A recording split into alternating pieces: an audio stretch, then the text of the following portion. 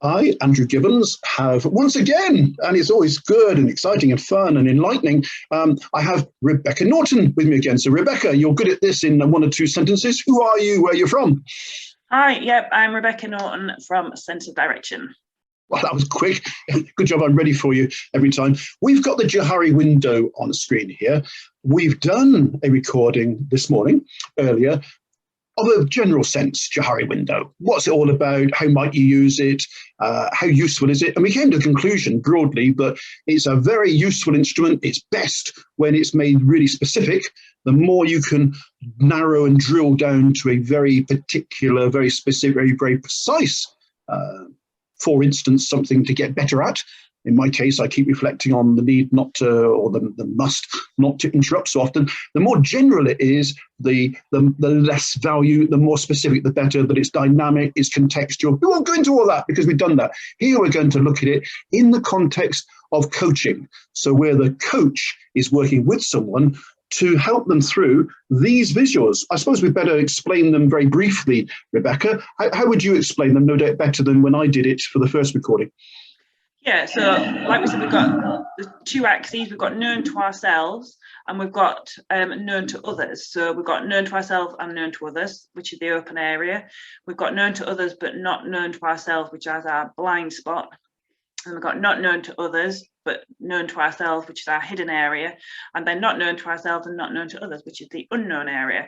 So although on the graphic it's showing them as equal size squares, this is what we were discussing last time, is that actually they can move and change shape, well, change size, sorry, depending on the context and the situation and the skill that we're talking about as well, potentially.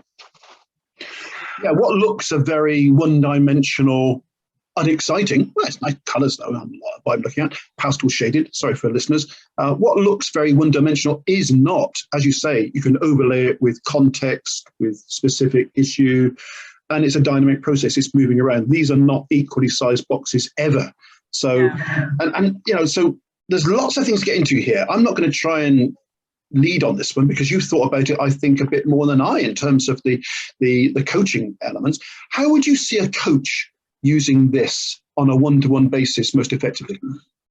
I think it's a really useful tool to help people touch on things that's perhaps a little bit sensitive. So we've got this model as a medium there. So rather than me just asking somebody, oh, what are your blind spots? We can say, you know, most people have areas that you're not known about or whatever. So can you think of any that you might not be aware of? But also I think it gives us some structures. So I like the graphic that you've sent beforehand as well, is about how do we identify what our blind spots are? Obviously, if we don't know, then we don't know. So how do we know? So it might be then, you know, so as a coach, we can ask people, how can you improve your knowledge around your blind spot? And it might be things like they keep getting feedback on a particular thing, or perhaps they're encountering a similar situation over again and they keep coming up against a particular person. So does that indicate then that perhaps there's something going on that we're maybe not aware of? So asking other people for feedback, or sort of reflecting on the situations of we keep coming up against the same thing here, so what's going on? So I think that can be a really useful tool as a coach then. Absolutely. And the more I look at this, the more I think about it, the more practical applications I see. And it's very accessible. You don't need to go through a whole load of theory. You don't need to go through a battery of tests and tick boxes. It's ready to run. Off you go. As long as you've got a broad understanding of it, because we should always work within our competencies, then I think this is something that is very accessible and useful. I know you like the blind spot. And I guess what I'm thinking always about the blind spot, not known to self, known to others, things that others see and you don't. There is a lot of value there. And from a coaching perspective, I suppose it's about perception too, isn't it? Yeah. Because for it to be not known to self, we're going on what someone reports to us. They actually might be telling us fibs. They might, for instance, be thinking, well, I'm going to make out I don't know about this because it hurts too much for me to reflect on the fact that I never listen to anybody, or that I'm a very intolerant person. So I'm going to say, oh, right, that's how people see me, is it? So we're working off self-reporting. Oh, but we don't have to be. I suppose you could exploit the blind spot using stakeholders. Well, Rebecca, unknown to you, I've been talking to 18 people that know you, and they all think you're a complete pain in this respect. So I wouldn't do that, of course. All I'm saying is you can engage other people's perspectives to help people through a blind spot, either in an interactive way, get some documented feedback, or get people to engage in conversations. Gosh, I'm talking myself into lots of ways I can use this. Yeah, and I think you've touched on something there that's really important. I think as coaches, this is where we can help people to identify what's valuable feedback and what's not, you know, and maybe how to ask for that feedback. Because I was working with a client once, and it from what she was telling me, she was constantly asking for feedback from everyone. And I didn't think that was a particularly helpful thing to do, because why first of all, you know, do you want that amount of feedback? And two, you like you said, you do need to be selective who you ask for feedback from, because some people will have agendas. So I think as coaches, we can help people to identify where or how to get feedback in a constructive way. Yeah, and some people see it as self-indulgent. I've encountered that over my many years. Some people get fed up with people coming back and saying, how do you see me in this respect? You know, how do you think I can improve? And it might not be the culture of the place. People around here don't do that sort of thing, so why are you? And I like what you're saying, and it's making me think there's another way in which a coach can seek to open up the blind spot area, not known to self, known to others. And that is not using stakeholders and others, but to just work on the person in front of them. So Rebecca,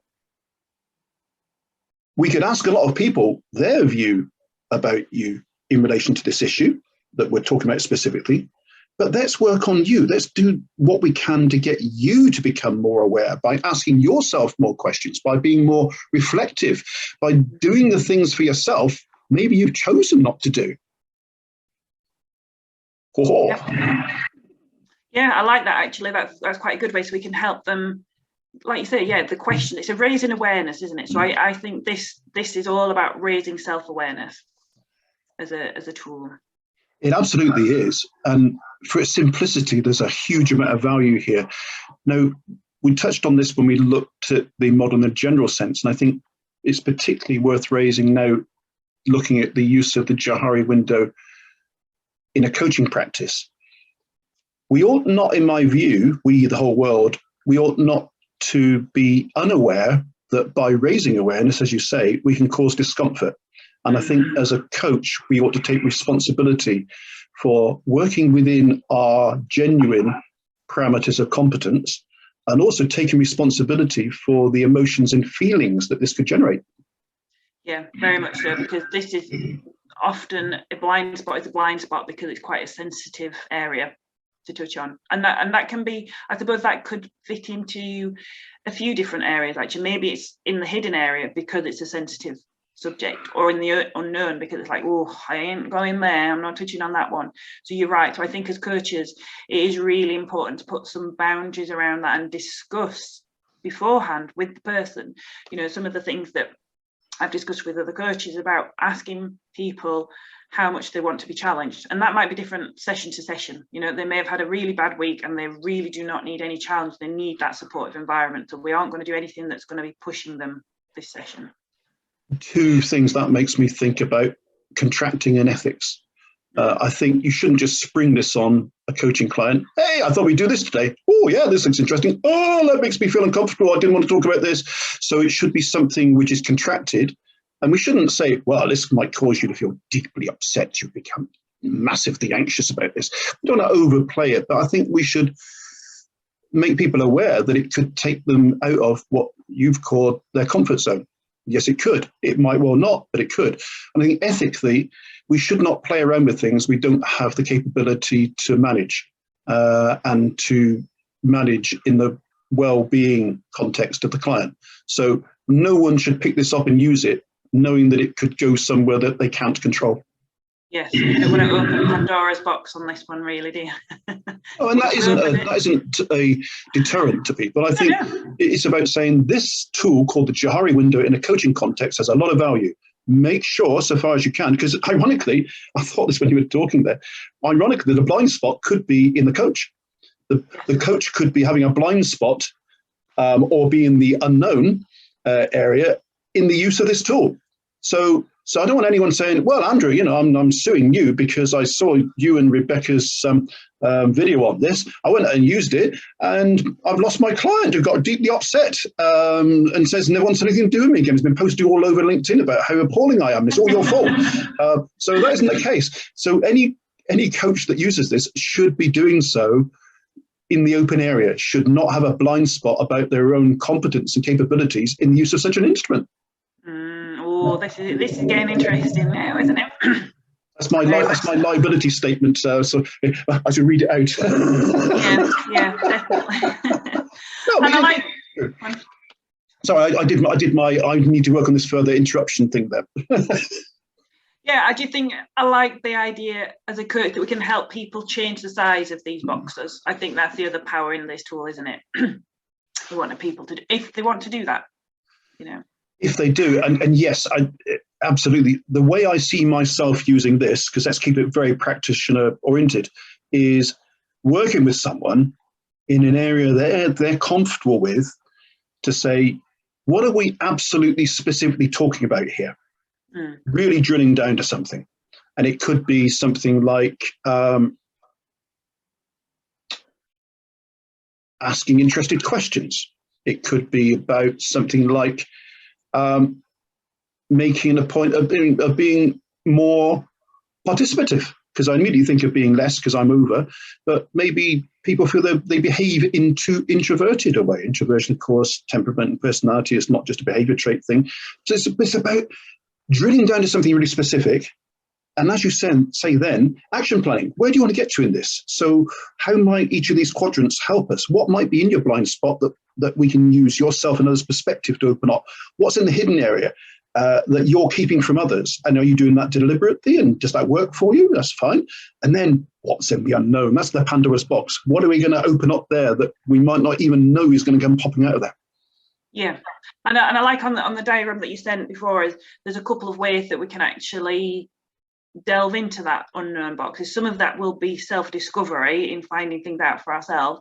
Some of it will be what other people can help us find, and some of it will be working together as a team to find that out together. If it's a new team working together, then I think there's opportunity for some really powerful stuff in there, and I think perhaps we've slanted it on a slightly negative side of this. Yeah. There's a really positive side of this as well, isn't there? We could, as a shared team thing, we might discover that as a team we've got some wonderful talents and skills that allows us to fast track a project or develop it in a different way than what we thought before. So I think there's definitely a positive spin on this, and I wouldn't want people to like you said, I wouldn't want people to be overcautious. There's some real powerful positive impact. Yeah, I go with that, and I'm not usually missed in negativity. And I guess I'm just a cautionary note that the power of this tool might not be apparent on first acquaintance. So yeah, a cautionary note, but use this positive tool well. Use it in context, like you say,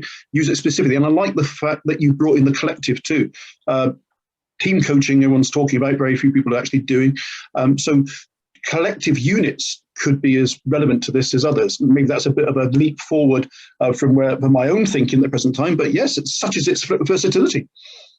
Definitely, yeah. I think I think I would encourage people to set some boundaries around this, and like you said, there does need to be some caution about how it's used, so setting some boundaries and some guidelines with your client. And I think what you touched on there is, what do we want out of this? That's really important, isn't it? What are we aiming to do by using this tool?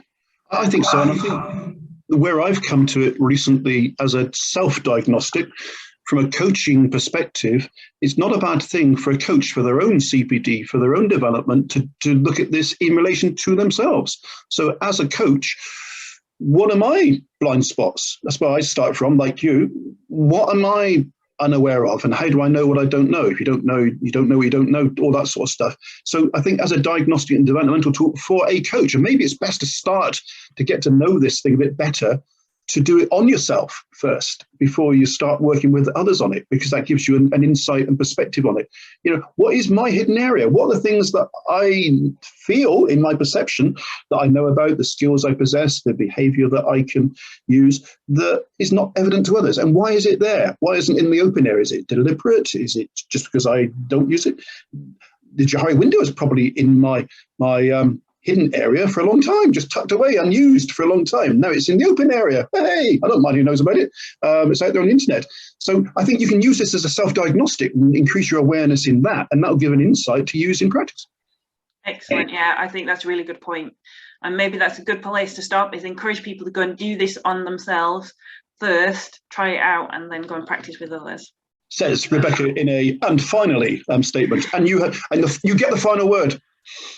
No, I'm encouraging people, go and try it. I think it's an excellent tool that could give a lot of insight into different areas.